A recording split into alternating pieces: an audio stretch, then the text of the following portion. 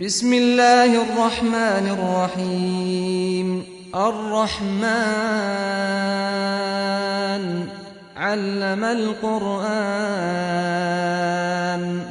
خلق الإنسان علمه البيان الشمس والقمر بحسبان والنجم والشجر يسجدان والسماء رفعها ووضع الميزان ألا تطغوا في الميزان وأقيموا الوزن بالقسط ولا تخسروا الميزان والأرض وضعها للأنام فيها فاكهة والنخل ذات الأكمام والحب ذو العصف والريحان فبأي آلاء ربكما تكذبان خلق الإنسان من صلصال كالفخار وخلق الجان من مارج من نار فبأي آلاء ربكما تكذبان رب المشرقين ورب المغربين فبأي آلاء ربكما تكذبان مرج البحرين يلتقيان بينهما برزخ لا يبغيان فبأي آلاء ربكما تكذبان يخرج منهما اللؤلؤ والمرجان فبأي آلاء ربكما تكذبان وله الجوار المنشآت في البحر كالأعلام فبأي آلاء ربكما تكذبان كل من عليها فان ويبقى وجه ربك ذو الجلال والإكرام فبأي آلاء ربكما تكذبان يسأله من في السماوات والأرض كل يوم هو في شأن فبأي آلاء ربكما تكذبان سنفرغ لكم أيها الثقلان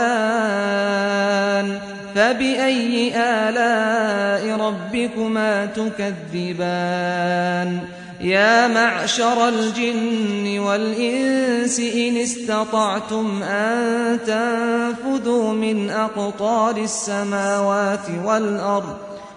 إن استطعتم أن تنفذوا من أقطار السماوات والأرض فانفذوا لا تنفذون إلا بسلطان فبأي آلاء ربكما تكذبان يرسل عليكما شواظ من نار ونحاس فلا تنتصران فبأي آلاء ربكما تكذبان فإذا انشقت السماء فكانت وردة كالدهان فبأي آلاء ربكما تكذبان فيومئذ لا يسأل عن ذنبه إنس ولا جان فبأي آلاء ربكما تكذبان يعرف المجرمون بسيماهم فيؤخذ بالنواصي والأقدام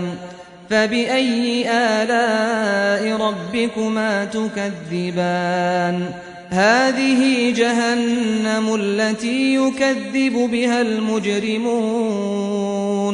يطوفون بينها وبين حميم آن فبأي آلاء ربكما تكذبان ولمن خاف مقام ربه جنتان فبأي آلاء ربكما تكذبان ذواتا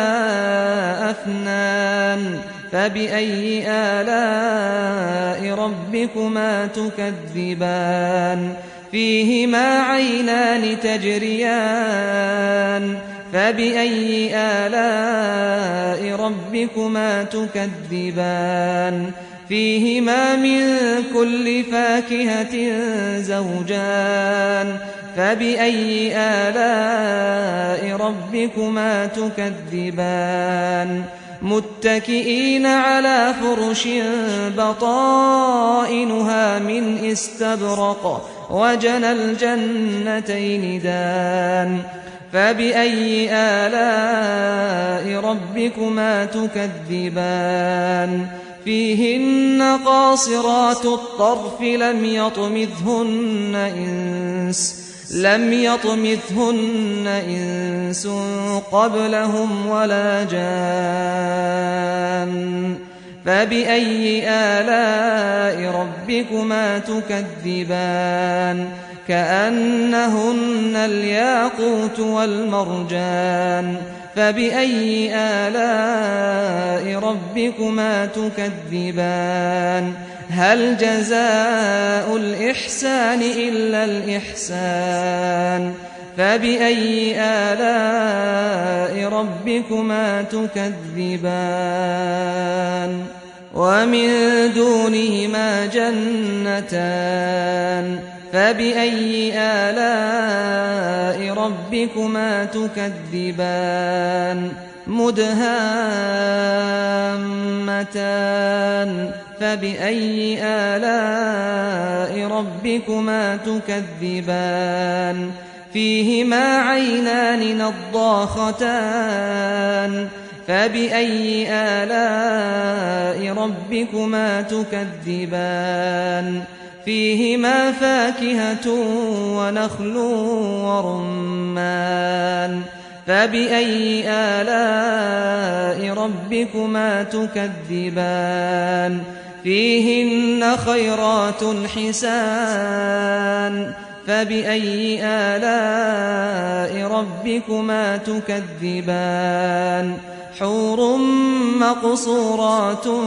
في الخيام فبأي آلاء ربكما تكذبان لم يطمثهن إنس قبلهم ولا جان